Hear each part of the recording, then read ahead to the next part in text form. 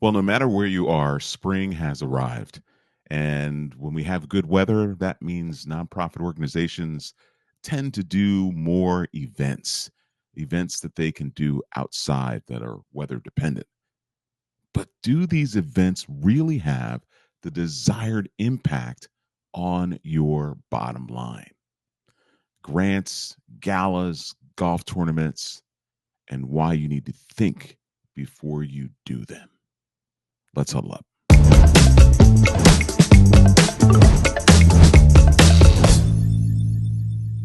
Hey, welcome to another episode of Huddle Up with Mark, the Fun Coach. I'm Mark Duncan. As always, it's great to be with you. I want to thank you for tuning into the video version of this podcast and also listening to the audio version, which is on Apple, Spotify, and iHeart. So thank you for tuning in. As always, if you want to chat with me about your fundraising in a one-on-one complimentary coaching session, go to my website, thefundcoach.com. And in the upper right hand corner, there's a green button. You can go ahead and schedule a conversation with me. Now, I started this conversation or this podcast episode out uh, pretty harshly. And if you know me, you know that when we start talking about things like grants, galas, golf tournaments, these are the things that many nonprofits lean heavily into as a way to raise money. And I'm not telling you to not do those things, but if you are relying on those kinds of activities to generate the philanthropic support that your organization needs, you're wasting your time. You really, really are. And I'm going to give you the reasons why.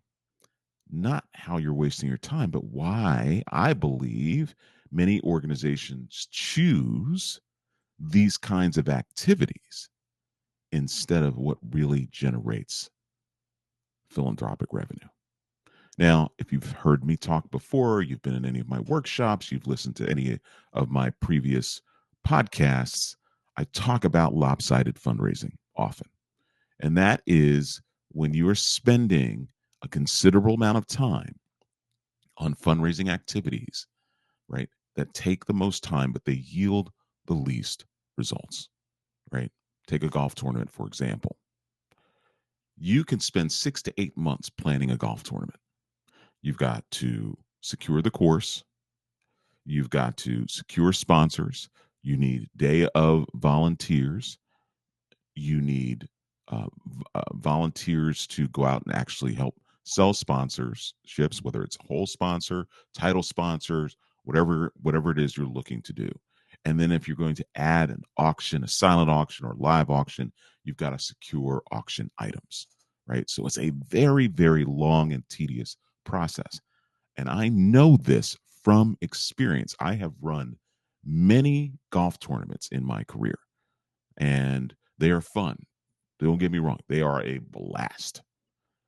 But at the end of the day, when you look at how much you've netted, not how much you've made, don't look at the gross number because the gross number is deceiving. You've got to pull out your expenses and see if you actually have netted an income. And then what is that? Is it 15,000? Is it 20,000? You've spent 6 to 8 months planning and executing an event, and you've only netted $15,000 to $20,000. Now, you may celebrate, you may think that that's good news, and for some organizations, it probably is, especially for smaller organizations who are young, new. 15, 20,000 is nothing to sneeze at. But if you've been around for a while and you've been doing galas, events, bike races, walks, 5K runs, and your net is in the low five figures, maybe even in the four figures, and you spent 6 to 8 months planning and executing that event, think about how much money you could raise if you spent that time out in the field building relationships with your existing donors who have capacity, who can probably give you 5, 10, 15, 20, $25,000 each. Now look at how much money you can raise. And so the reason I believe that that we as nonprofit leaders gravitate to these kinds of activities, and I'm not going to go heavily into the grant space. Talked about grants in a recent prior episode. Um, I think grants are great for launching. So I always say use grants to launch, use individual giving to sustain. But there are a lot of nonprofits out there who live on grants every single year. And as we are experiencing right now on the federal level, again, I'm not here to um, uh, choose sides as to whether or not I like what's happening or not, right? It is happening. And a lot of organizations are suffering as a result of some of these decisions that are being made at the federal level. But I've always said that relying on grants to fund your organization, especially if it represents 40, 50, 60% or more of your operating budget, that's a slippery slope. But here's why I believe we do this, right? And I think it's usually an awakening when I constantly repeat this statistic that when you look at giving in the United States and you include individual giving as well as bequests, individual giving at 68%, bequests at about 9%, you're well over 75% of all giving coming from individuals. So, why are we focusing on grants? Why are we focusing on transactional activities like a golf tournament, right? You're getting something in exchange for participating in that golf tournament. You're getting something in exchange for participating in that 5K run or participating in that walk. And yeah, your donors will, in some cases, will feel good about participating in a walk because you know reminders of your mission and what it does. But I gotta tell you something. You're on a golf course. You got a foursome, and the foursome may not even know what organization is hosting the golf tournament because golfers love to golf. And if you host a golf tournament at a private golf club, which is something I recommend, uh, because you're going to attract golfers who love to golf, not necessarily people who love your mission. It's very transactional, but I'm digressing here. I believe the reason why we lean heavily into these lopsided fundraising initiatives, despite the data telling us that individual giving is what drives philanthropy, is because we're uncomfortable having conversations with people with capacity, making the case for your support, making a compelling ask, and then closing the deal to get that gift in the door so it can actually impact the lives of the people that you serve. We are uncomfortable with that. Yet it is what drives philanthropy. Now, you can say that, well, Mark, that number's high because people give small gifts. Probably true to a degree. But those small gift donors get converted into major gift donors when the right thing is done when they come into your ecosystem and you begin to connect with them and build a relationship with them. You do the research, you find out that they have capacity. And then you begin to build that relationship with them that will lead to an ask, that will lead to making that impact on the people that you're serving. The reason we do this, the reason we steer clear of this, or we shy away from it, or we make excuses. Oh, I don't know enough rich people.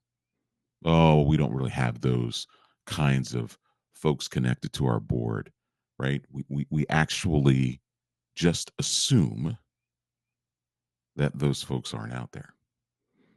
But I guarantee you that if you look in the right places and ask the right questions, talk to the right people, you will find 5-figure, 6-figure, 7-figure donors out there. So why? Why do we shy away from this? It has to do with our own personal relationship with money. Hands down. And that personal relationship with money is something that you may not be aware of, but it is rooted deep within your psyche.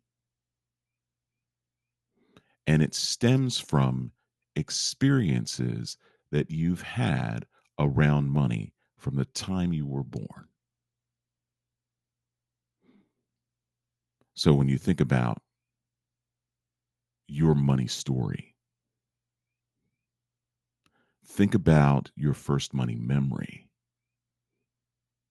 Was it overhearing a conversation with your parents? Was it your parents telling you you can't, we can't afford this?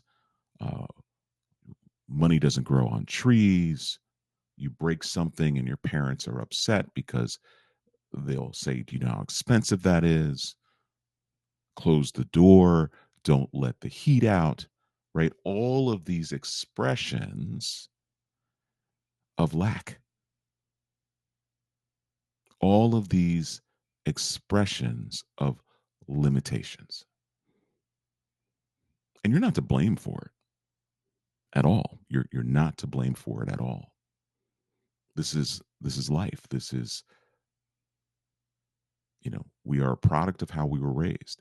And so if this is you and you are shying away from finding those 5-figure, 6-figure, 7-figure gift donors, and I don't care what your mission is, I don't care if who you serve are folks who don't have capacity.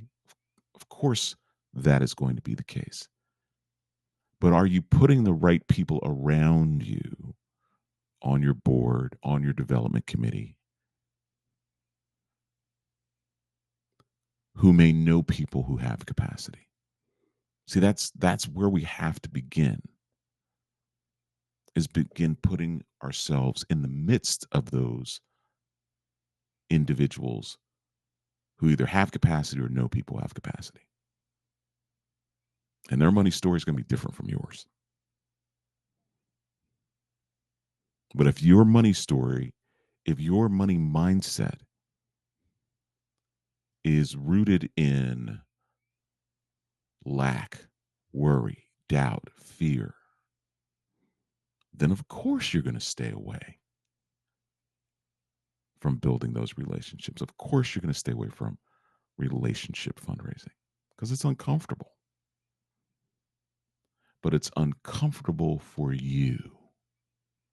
That's what I want you to remember. It is uncomfortable for you, not the donor or the prospect sitting across from you. You see, your story is yours, not the donor's. Your discomfort, your uh, concern about what they're going to say or do, that's all connected to you and your story. See, we develop these fears, these concerns, out of our own experience because it's what we know. And then we make assumptions, right or wrong, that the person that we're talking to is going to feel the same way that you would feel if you were asked for $10,000. Now, I'm going to say something I say often, but it bears repeating.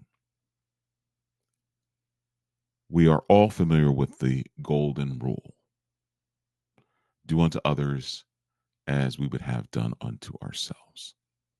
Right? That's the golden rule. Treat others how you want to be treated. I don't like that rule. And you may be listening and looking at me and saying, why? What's wrong with that? I mean, it's a perfect rule to live by. Yeah, but I want you to go a little bit deeper. You see, I love the platinum rule, not the golden rule. What's the platinum rule? The platinum rule is this: do unto others as they would have you do unto them. Do unto others as they would have you do unto them. In other words, treat people the way they want to be treated, not the way you want to be treated, because it may be different. You may like roller coasters. And so you think, well, I like roller coasters, and so I'm going to get a bunch of people together, and we're going to go and go to an amusement park, and we're going to go on a roller coaster because they're going to have fun because I have fun on a roller coaster. And for the record, I hate roller coasters. I cannot stand them. That's a whole nother story, and I will not waste your time telling you why. But I don't like them. But let's just assume that I did, and I'm bringing all these. Well, what if half the people in the group say, "Well, I don't, I don't want to do that. I don't like roller coasters." Why wouldn't you ask me if I actually like roller coasters before you assume that I would come with you to the amusement park and ride this roller coaster? Right? Golden rule, platinum rule. So, as you're thinking about this, there are a couple of things I want you to take away from this episode. One, you've got to understand that your money story is yours and not your donors. This fear, this doubt, this worry, this concern of lack, if I don't have it, they don't have it. I mean, why would somebody give us $25,000? Right? So there's a little bit of imposter syndrome that comes with it too. But it's all rooted in your money story. It's all rooted in your feeling deserving of that gift on behalf of your organization. But sometimes our personal stuff, our own baggage from our past impedes progress. And so, one of the things I want you to take away from this is I want you to think about your very first money memory. Write it down. Write down the details. Write down how it made you feel. Write down what transpired. Who was a part of it? Was it a parent? Was it a teacher?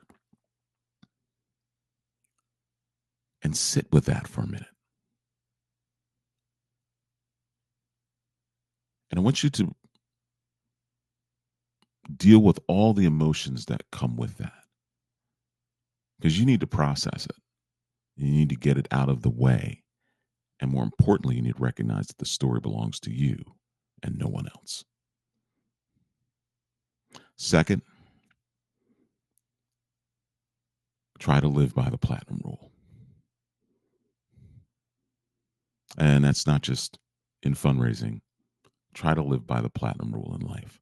Because if you make it a habit in your life, it will become a habit when you're dealing with donors. It will cause you to listen more closely and understand what's important to them, not what's important to you. What's important to them about your mission, not what's important to you about your mission. Because sometimes we can walk into a meeting with a donor with an agenda, and yet that agenda is not in alignment with what's important to that donor. So we have to take time to listen. We have to take time to get to know that donor. And we have to, most importantly, once we understand that donor, understand what's important to them, we've done the research and we know what their capacity is, then we lean in and we ask for that gift with confidence. And when you make the ask, if you're struggling when you make the ask and those old tapes are playing, that money story is coming up when you're ready to ask. In the moment, just before you ask, think about the people that you serve.